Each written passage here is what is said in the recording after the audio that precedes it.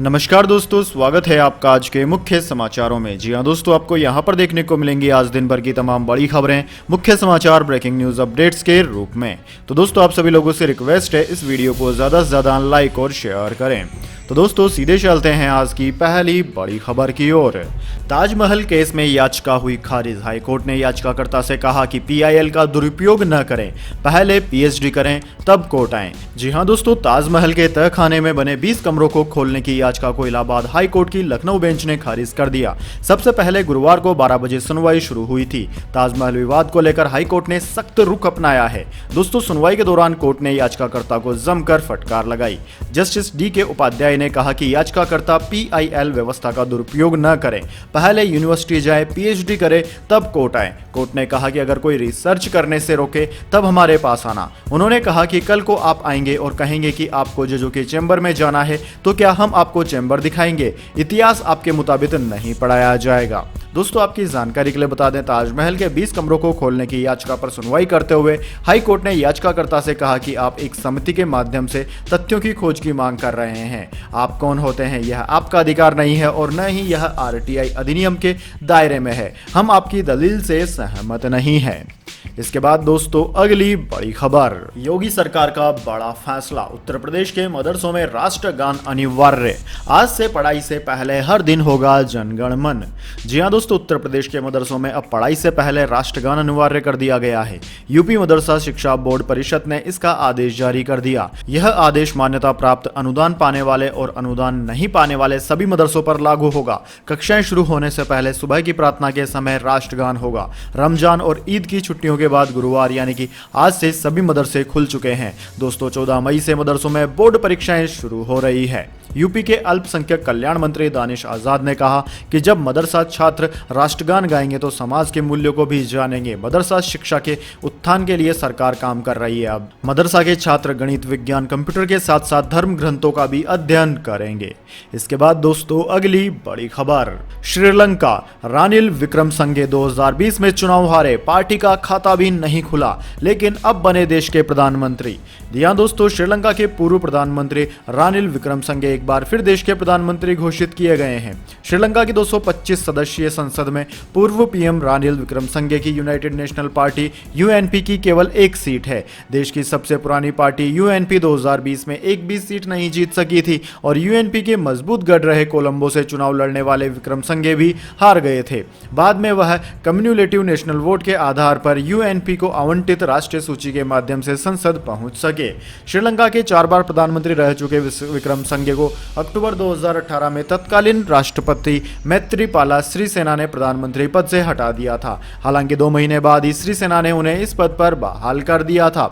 लेकिन दोस्तों, अब श्रीलंका में चल रहे आर्थिक घटनाक्रम के बाद एक बार फिर वे प्रधानमंत्री की कुर्सी पर पहुंच गए हैं। इसके बाद दोस्तों, अगली बड़ी खबर। पाकिस्तान गवर्नमेंट। भारत के सामने पाकिस्तान सरकार ने टेके घुटने, आग बबला हो गए पाकिस्तानी। जी हां दोस्तों, भारत सरकार के जम्मू कश्मीर के विशेष राज्य का दर्जा हटाने के फैसले के बाद से भारत पाकिस्तान के बीच संबंध और ज्यादा बिगड़ने लगे हैं। 2019 के बाद पाकिस्तान ने इस फैसले से चिढ़कर भारत से व्यापारिक रिश्ते खत्म कर दिए थे। तब से पाकिस्तान ने अपने हाई कमिश्नर को भारत से अपने मुल्क बुलवा लिया था और इस्लामाबाद में मौजूद भारत के हाई कमीशन को भी वापस भारत जाने के लिए कहा था। दोस्तों, पाकिस्तान के पूर्व हाई कमीशन अब्दुल बासित ने पाकिस्तान के इस फैसले की निंदा करते हुए कहा है कि जब भारत के साथ कोई व्यापारिक संबंध नहीं है तो फिर ट्रेड मंत्री को नियुक्त करने की क्या जरूरत है। पाकिस्तान का फैसला था कि जब तक भारत कश्मीर के फैसले को वापस नहीं ले लेता तब तक भारत के साथ कोई व्यापार नहीं किया जाएगा। ऐसे में शहबाज सरकार का फैसला भारत की तरफ उनके झुकाव को दिखा रहा है। इसके बाद दोस्तों, अगली बड़ी खबर। Monsoon update. इस साल समय से पहले मानसून देगा दस्तक, भीषण गर्मी से मिलेगी राहत। जी हां दोस्तों, देशवासियों को जल्द ही भीषण गर्मी से राहत मिल सकती है। मौसम विभाग की माने तो इस साल देश में 15 मई को मानसून दस्तक दे सकता है। देश में इस साल दक्षिण पश्चिमी मानसून समय से पहले आने की उम्मीद है, जिसके कारण अंडमान निकोबार द्वीप समूहों में पहली मौसमी बारिश 15 मई को होने की संभावना जताई जा रही है। दोस्तों, मौसम विज्ञान विभाग ने इस साल संभावित मानसून के लेकर यह अहम जानकारी दी है। दोस्तों, मौसम विज्ञान विभाग द्वारा जारी जारी एक बयान में बताया कि इस साल दक्षिण पश्चिम मानसून के 15 मई 2022 के आसपास दक्षिणी अंडमान सागर और दक्षिण पूर्वी बंगाल की खाड़ी में पहुंचने की संभावना है। मौसम वैज्ञानिकों की माने तो विस्तारित पूर्वानुमानों में सतत रूप से समय से पूर्व मानसून आने की अनुकूल परिस्थितियां बनने और इसके केरल के ऊपर और फिर उत्तर की ओर बढ़ने के संकेत मिले हैं। इसके बाद दोस्तों अगली बड़ी खबर, सऊदी अरब की अरामको बनी दुनिया की सबसे वैल्यूएबल कंपनी, एप्पल को भी पछाड़ा। जी हां दोस्तों, सऊदी अरब की स्वामित्व वाली तेल कंपनी अरामको अब दुनिया की सबसे मूल्यवान कंपनी बन गई है। उसने एप्पल को भी पीछे छोड़ते हुए पहले पायदान पर अपनी जगह बनाई है।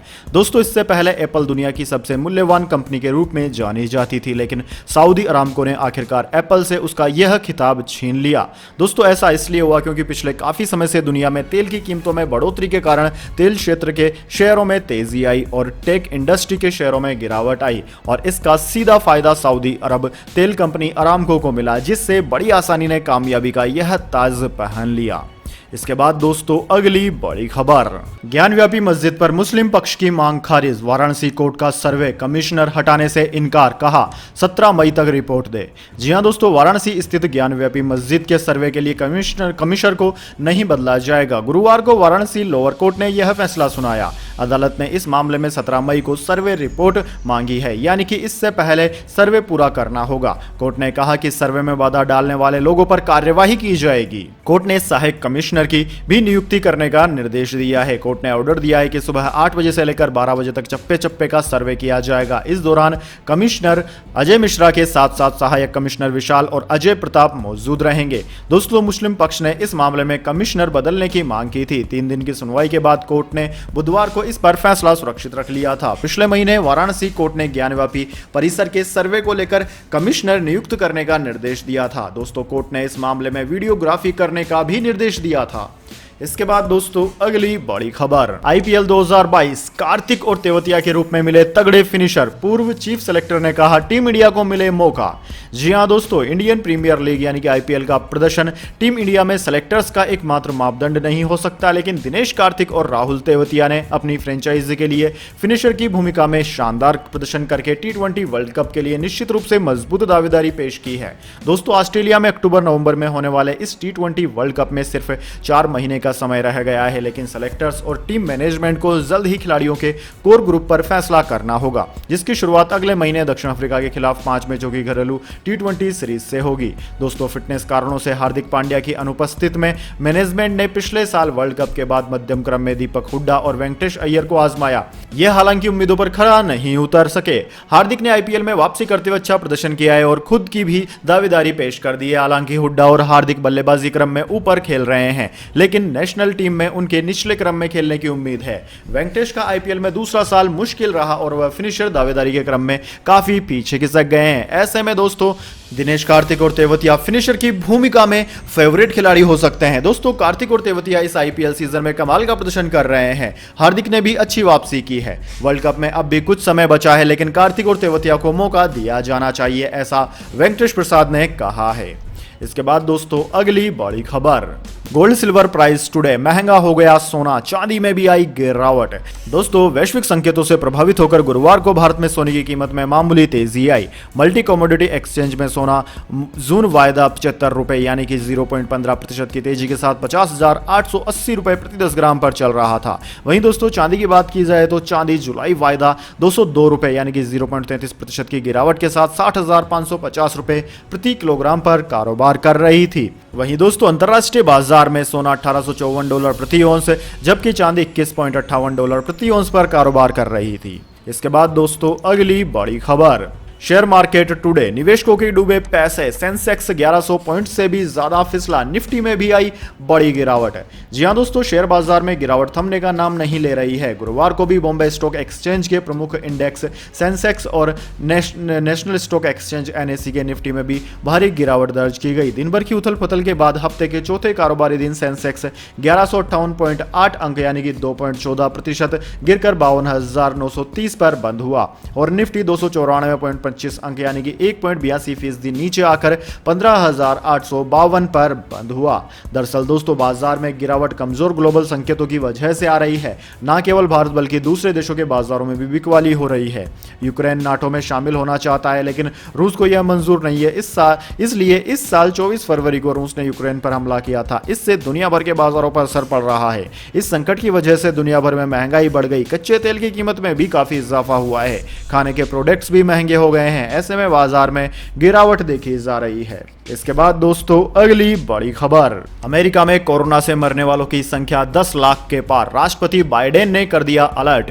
जी हां दोस्तों, दुनिया भर में पिछले 3 साल से कोरोना ने तबाही मचा रखी है। इसमें सबसे ज्यादा प्रभावित अमेरिका हुआ है। दोस्तों ताजा आंकड़ों के मुताबिक अमेरिका में अब तक 10 लाख से ज्यादा लोगों की मौत हो चुकी है। व्हाइट हाउस ने इसकी जानकारी दी है। दोस्तों अमेरिकी राष्ट्रपति जो बाइडेन ने एक बयान में कहा कि यह हमारे लिए बेहद दुर्भाग्यपूर्ण दिन है कि आज हमने कोविड से होने वाली मौतों को 10 लाख पार कर दिया है। यह उन लोगों के दर्द को स्वीकार करने का दिन है जिन्होंने अपनों को खोया है। राष्ट्रपति जो बाइडेन ने अब भी इस बीमारी से सतर्क रहने का आह्वान किया और कहा कि टेस्टिंग, वैक्सीन और कोरोना पर काबू पाने के लिए फंड को बढ़ाने का हमारा दृढ़ संकल्प कायम है। दोस्तों एनडीटीवी की खबर के मुताबिक न्यूयॉर्क की डायना बैरेट ने कहा कि यह बेहद दुख की घड़ी है। डायना बैरेट न्यूयॉर्क में कोविड से संक्रमित होने वाली पहली महिला है। उन्होंने कहा कि यहां कोरोना से प्रभावितों की संख्या वैज्ञानिकों द्वारा की गई भविष्यवाणी से कहीं अधिक है।